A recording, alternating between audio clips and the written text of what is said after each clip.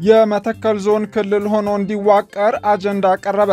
በአማራ ክልል በግጭት የሚሳተፉ ሁሉም አካላት የያዟቸውን ትምህርት ቤቶች እንዲለቁ ጥሪ ቀረበ።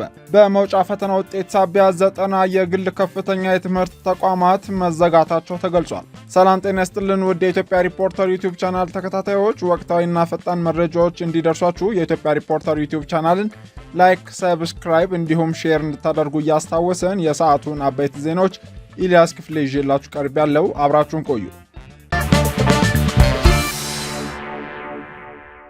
በመውጫ ፈተና ውጤት ሳቢያ 90 የግል ከፍተኛ የትምህርት ተቋማት መዘጋታቸው ታወቀ።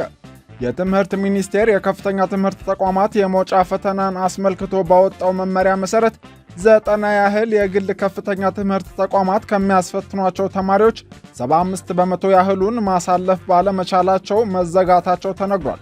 የትምህርት ሚኒስትር ዴታ አቶ ኮራቱ ሽኔ ቅድስት ማርያም ዩኒቨርሲቲ ግንቦት 21 ቀን 2017 ዓ.ም በአዲስ አበባ ከተማ ባዘጋጀው የአፍሪካ የግል ከፍተኛ ትምህርት ተቋማት ዓለም አቀፍ ጉባኤ ላይ እንደተናገሩት 90 ያህል የግል ከፍተኛ የትምህርት ተቋማት ተዘግተዋል። መንግስት ከዚህ በፊት የከፍተኛ ትምህርት ተቋማት የመውጫ ፈተና ከሚያስፈትኗቸው ተመራቂዎች ውስጥ 75 በመቶና ከዛ በላይ ባላሳለፉት ላይ እርምጃ እንደሚወስድ ከገለጸ በኋላ እስካሁን ምን የተወሰደ እርምጃ አለ ተብሎ ከጋዜጠኞች ለቀረበላቸው ጥያቄ ይህ መመሪያ ከተላለፈ በኋላ ራሳቸው ላይ እርምጃ የወሰዱ ተቋማት አሉ። በተለይ ከግሎቹ 90 ያህል ከፍተኛ የትምህርት ተቋማት ተዘግተዋል። አብዛኞቹ መመሪያውን ካዩ በኋላ ራሳቸውም እየዘጉ ናቸው በማለት ምላሽ ሰጥተዋል። ከመንግስት ዩኒቨርሲቲዎች እስካሁን የተዘጋ ባይኖርም ዝቅተኛ ውጤት ያስመዘገቡ ተቋማት እንዳሉም ሚኒስትር ዴታው ተናግረዋል። ተዘግተዋል የተባሉት የግል ከፍተኛ የትምህርት ተቋማት በሁሉም የኢትዮጵያ አካባቢዎች ሲያስተምሩ የነበሩ ቢሆኑም ስማቸው ግን አልተጠቀሰም። የእኛ ሥራ ሄዶ መዝጋት ሳይሆን ተቋማቱ ያሉበትን ሁኔታ መግለጽና መማር ለሚፈልጉ ዜጎች ለውሳኔ እንዲረዳቸው ትክክለኛ መረጃ እንዲያገኙ ማድረግ ነው ያሉት ሚኒስትር ዴኤታው የትምህርት ጥራትን ለማስጠበቅ የወጡ መመሪያዎችን በማየት ብቻ በራሳቸው ከገበያ የወጡ ተቋማት መኖራቸውንም ገልጸዋል።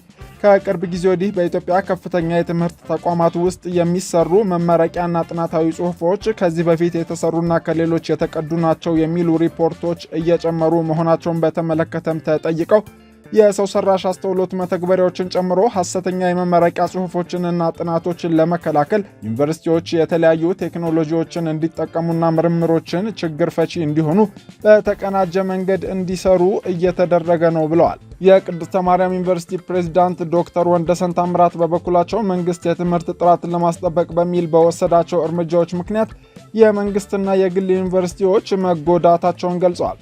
እንደ ሀገር ወደ ዩኒቨርሲቲ የሚገቡ ተማሪዎች ቁጥር ቅበላ ጉዳቱ በሁሉም ላይ ቢሆንም የግል ተቋማት እንደ መንግስት አቻ ተቋማት የበጀት ድጎማ ስለማያገኙ ጉዳቱ የበለጠ ነውም ብለዋል። የዩኒቨርሲቲ ተማሪዎች ቅበላ ማነስ ብዙ ተቋማት እንዲዘጉ አድርጓል ሲሉም በማከል የ12ኛ ክፍል ብሔራዊ ፈተና ወስደው ወደ ዩኒቨርሲቲ መግባት ያልቻሉ ነገር ግን የዳግም ወይም ሪሜዲያል ፕሮግራም በመኖሩ ጉዳቱ የተወሰነ እንዲቀንስ ማድረጉንም ፕሬዝዳንቱ አውስተዋል። መንግስት ዘርፉ ላለፉት 25 ዓመታት በሀገር አቀፍ ደረጃ በ100 ሺህ የሚቆጠሩ ሰልጣኞችን ያፈራ፣ በሀገር ደረጃ የነበረውን የሰለጠነ የሰው ኃይል ችግር ሲፈታ የቆየ መሆኑን በመገንዘብ ለግል ከፍተኛ የትምህርት ተቋማት ድጋፍ እንዲያደርግ ሲሉም ጥሪ አቅርበዋል። የግል ዩኒቨርሲቲዎች ራሳቸውን በትምህርት ስርዓቱ ውስጥ ለማቆየትና ከገበያ ላለመውጣት ከዚህ በፊት ከነበረው የተለየ ፖሊሲ መከተል ይጠበቅባቸዋል ሲሉም አክለዋል።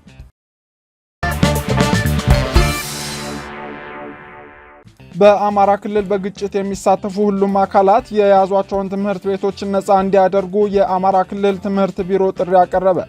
የክልሉ ትምህርት ቢሮ ጥሪውን ያቀረበው በአማራ ክልል ያሉትን የትምህርት ችግሮች በመስበር ተስፋን ማደስና መጪውን ጊዜ መገንባት በሚል ርዕስ ከትምህርት ሚኒስቴር ጋር በመተባበር ከሀገር ውስጥና ከዓለም አቀፍ አጋር አካላት ጋር ሐሙስ ግንቦት 21 ቀን 2017 ዓ.ም በኢንተርሌክዠሪ ሆቴል ባካሄደው የምክክር መድረክ ላይ ነው።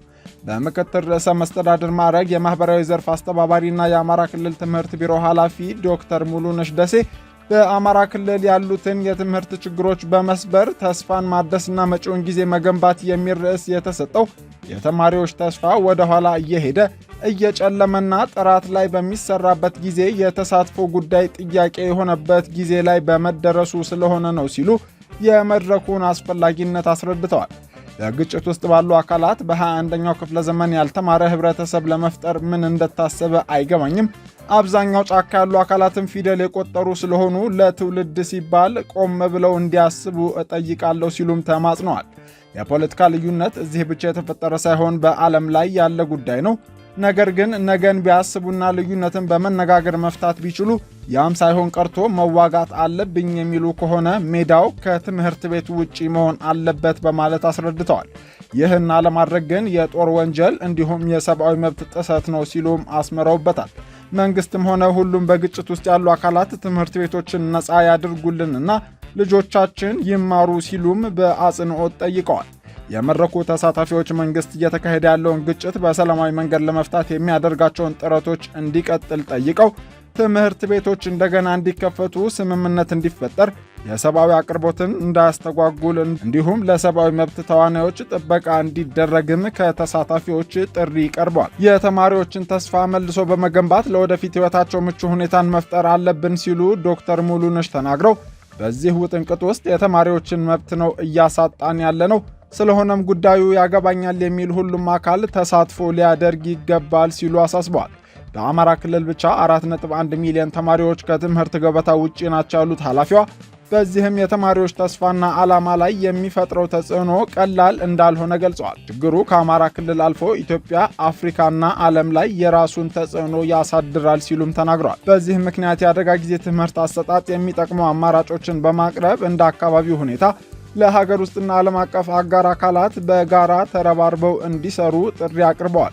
በግጭቶች ምክንያት ጉዳት የደረሰባቸው ትምህርት ቤቶች ጥገናና አዳዲስ ግንባታ እንዲከናወን፣ ለተማሪዎች ምገባ የሚሆን ድጋፍ እንዲለገስ እንዲሁም ከተለያዩ የአገሪቱ ክፍሎች የተሰባሰቡ ወገኖችን ጨምሮ የሱዳንና የኤርትራ ተፈናቃዮች በክልሉ ስለሚገኙ እገዛ እንዲደረግ፣ የተማሪዎች የደንብ ልብስን ጨምሮ የተለያዩ የትምህርት ቁሳቁሶች ድጋፍ እንዲደረግም ለአጋር አካላት ጥሪ ተላልፏል።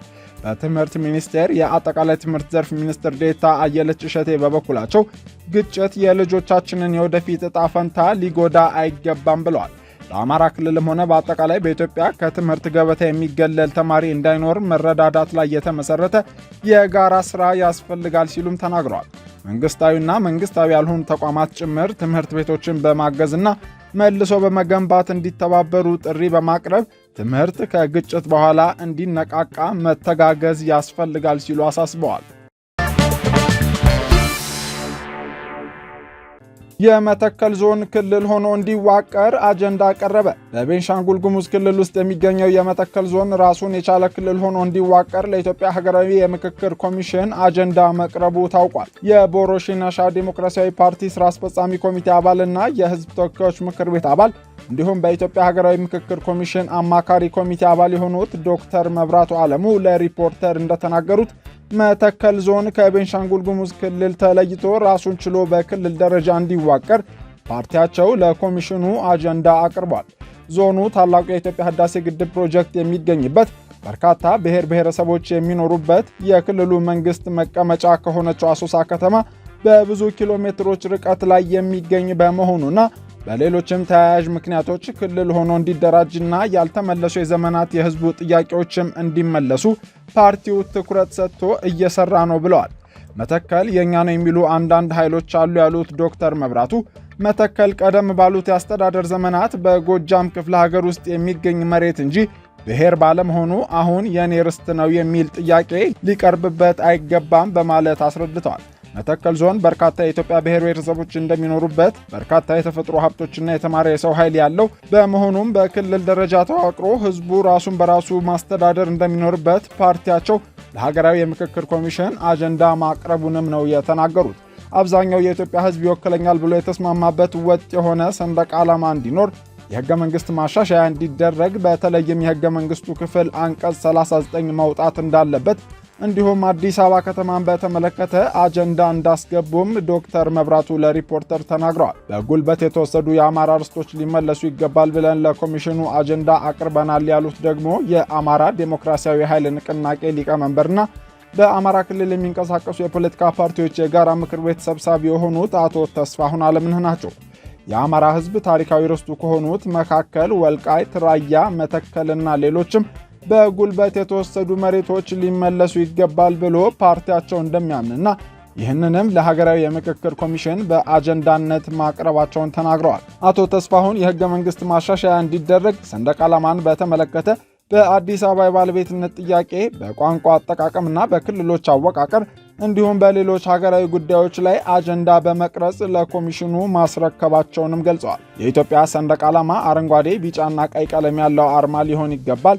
ይህንንም በአጀንዳነት አቅርበናል ያሉት ሊቀመንበሩ አማርኛ ቋንቋ ብሔራዊ ቋንቋ እንዲሆንና በብሔርና በማንነት ላይ የተመሰረተ የክልሎች አወቃቀር ቀርቶ ጂኦግራፊያዊ አቀማመጥን የተከተለ እንዲሆን ፓርቲያቸው አጀንዳ እንዳቀረበም አስታውቀዋል። ኢትዮጵያ ወደብ ሊኖራት ይገባል። አሰብ ታሪካዊ የኢትዮጵያ ወደብ ነው። የኢትዮጵያ ወደብ ባለቤትነት ጥያቄን ዓለም አቀፍ ሕግም የሚደግፈው ነው ያሉት አቶ ተስፋሁን በመሆኑም ይህንን አጀንዳ ለኮሚሽኑ ማቅረባቸውንም አክለው ተናግረዋል።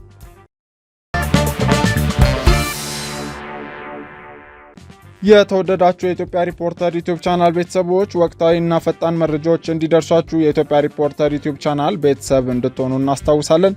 ለሰዓቱ ያዘጋጀናቸው አበይት ዜናዎች ያደመጣችኋቸው ነበሩ። መልካም ጊዜ